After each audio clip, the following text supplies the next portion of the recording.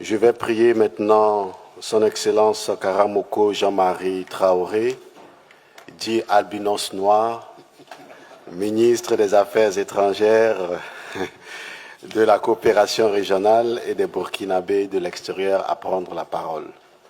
Mais pour l'accompagner au pupitre, je vais profiter pour vous dire que ce n'est pas seulement l'albinos noir quand on est au Burkina Faso, il y a aussi l'hiver noir. Donc, M. Karamoko, je vous prie de nous expliquer ce que c'est l'albinos noir et l'hiver noir. Merci, Monsieur le ministre.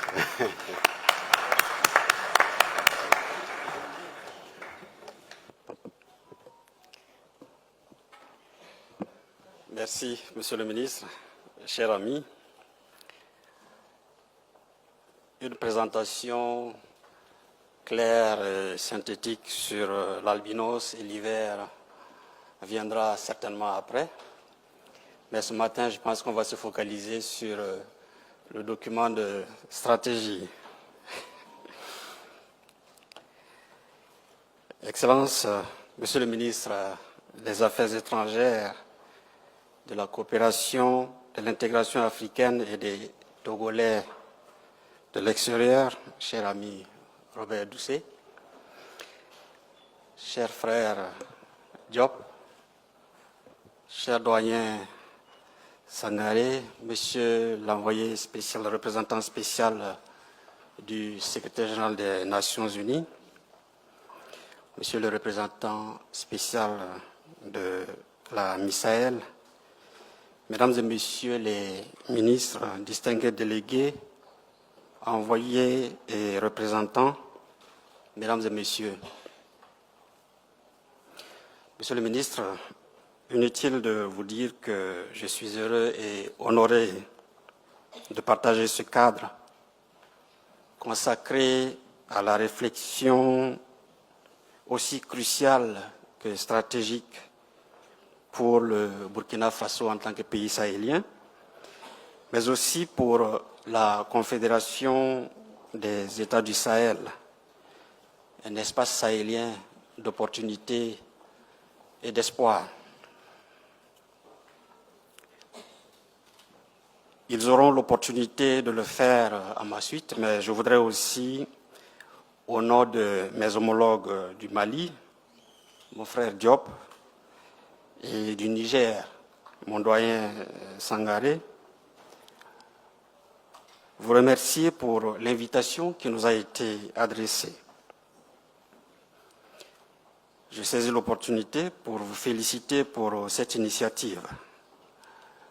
Je voudrais également, Monsieur le ministre, vous demander de bien vouloir transmettre à Son Excellence le Président du Conseil les salutations fraternelles de leurs Excellences, le camarade capitaine Ibrahim Traoré, président du FASO, chef de l'État, président de la Confédération des États du Sahel, le général d'armée Assimi Goïta, président de la République du Mali, le général d'armée Abdourahmane Tiani, président de la République du Niger.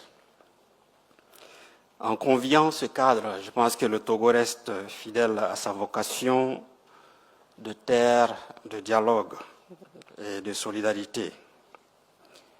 Et pour le Burkina, le Mali et le Niger, notre fraternité et notre solidarité avec le Togo ne sont pas que des mots. Je pense que le président Traoré a eu à le dire. C'est notre vécu quotidien. Après avoir suivi la présentation de cette stratégie, à laquelle nous sommes d'ailleurs associés depuis de longue date, je voudrais articuler mon intervention sur deux axes essentiels. Le premier, c'est l'approche et la vision qui ont porté cette stratégie. Et le deuxième axe, c'est sa déclinaison en piliers, avec la conviction que le Mali est le Niger compléteront ce que j'aurai comme observation. Alors, m'intéressant à l'approche et à la vision, comme vous le savez, il existe une si longue liste de stratégies sur le Sahel, comme il existe une si longue liste d'envoyés, de représentants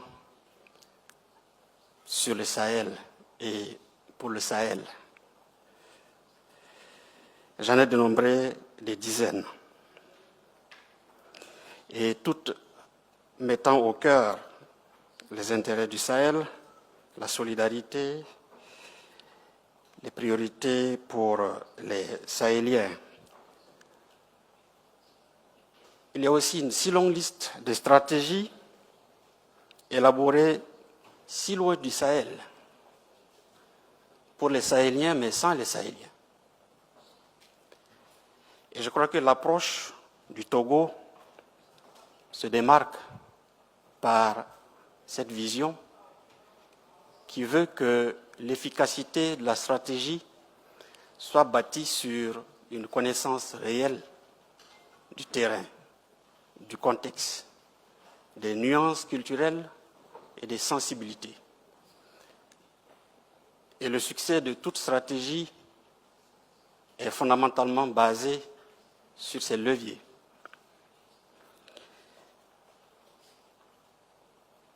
Donc la maîtrise du terrain, la maîtrise du contexte. Pour le cas du Togo, cela se confirme également par la flexibilité et l'adaptabilité qui sont à la fois démontrées par la révision de la stratégie 2021 qui était élaborée avant la naissance de la Confédération des États du Sahel. Et aujourd'hui, cette donne est non seulement prise en compte, mais elle est respectée en tant que donnée nouvelle. Donc je dirais que nous avons une appréciation très positive de l'approche qui a milité à l'élaboration de cette stratégie et qui est aussi en lien direct avec le regard porté sur notre espace qui est le Sahel. Le Togo a toujours été respectueux de la dynamique dans notre espace et cela se ressent dans les liens privilégiés que nous avons avec votre pays. Et aujourd'hui encore, ce cadre vient confirmer de la place que nous occupons dans la réflexion pour construire une Afrique nouvelle, une Afrique d'opportunités et de solutions. Je pense que l'avantage de cette stratégie, c'est surtout cela, sa flexibilité, sa pertinence, sa proximité et le fait de placer le Sahel et les Sahéliens au centre de la réflexion et je vous en félicite. La vision, parce qu'elle détermine tout. Le Sahel, est-ce une enclave constituée de problèmes ou une terre d'opportunités? Est-ce une menace ou une terre d'espoir?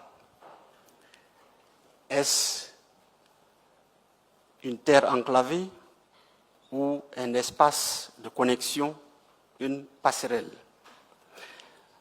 Je pense qu'en lisant les 5 piliers qui se déclinent à travers la stratégie, nous comprenons tout de suite que vous avez la lecture juste qu'il faut avoir et que tous les partenaires doivent avoir sur le Sahel.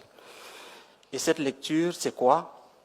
C'est d'abord de mettre au cœur la capacité des Sahéliens à se construire un espace de liberté, tant qu'on leur donne la possibilité, les moyens et cette liberté de le faire.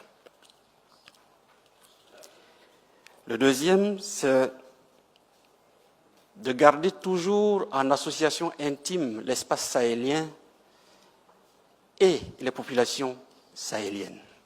Il me semble que les stratégies qui se veulent réelles, sincères et durables doivent se réfléchir, se construire et se mettre en œuvre en mettant au cœur des échanges et de la réflexion les Sahéliens d'abord. Pas de Sahel sans Sahéliens.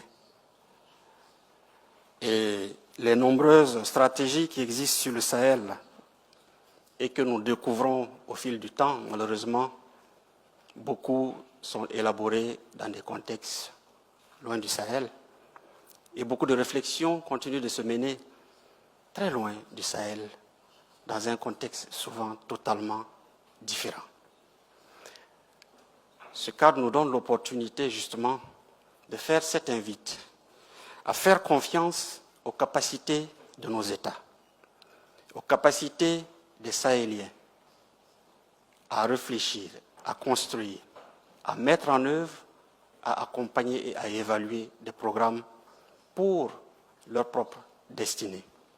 Parce que je pense que c'est de cela qu'il s'agit.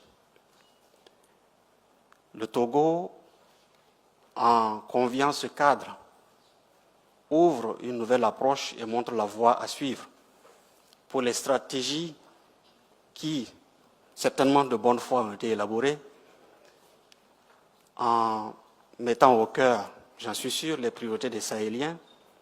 Mais la plupart des stratégies, lorsque vous les lisez, vous vous rendez compte déjà dans les tout premiers paragraphes qu'il y a beaucoup à découvrir sur les Sahéliens et sur le Sahel pour ceux qui les ont élaborés. Donc pour nous, c'est une opportunité de dire oui, nous devons construire des partenariats fructueux pour faire du Sahel une terre d'opportunité, c'est sa vocation d'ailleurs, en travaillant avec les Sahéliens, en mettant au cœur des approches la capacité et les potentialités du Sahel. Donc, Monsieur le ministre, comme je le disais en introduction, mes frères du Mali et du Niger apporteront certainement des éléments complémentaires. Je voudrais vraiment vous féliciter pour cette approche, pour cette démarche, et vous dire toute la disponibilité des pays frères, si ce n'est pas redondant de le dire ici, parce que nous sommes déjà dans cette dynamique, de travailler ensemble autour des 5 piliers. Le dialogue, bien sûr, basé sur le réalisme et non confiné dans des principes. La diplomatie, aussi basée sur des relations orientées sur des résultats réels et concrets qui permettront non seulement à la sous-région d'évoluer, mais aussi à toute l'Afrique de connaître une évolution. Le Sahel ne peut être dissocié du reste de l'Afrique. Le Sahel offre à l'Afrique cette possibilité de se sortir de tous ces défis qui se posent à nous. Le défi sécuritaire, porté avec courage par les chefs d'État de la Confédération des États du Sahel, qui font un travail énorme, dont les retombées profitent non pas seulement aux Sahéliens, mais à toute la sous-région et à toute l'Afrique. Sortir des discours pour aller sur des actes concrets. Nous entendons souvent dire le Sahel, c'est ce bouclier qui permet de contenir la menace sécuritaire qui menace les autres pays, mais ce bouclier, pour l'instant, il est tenu par 3 chefs d'État.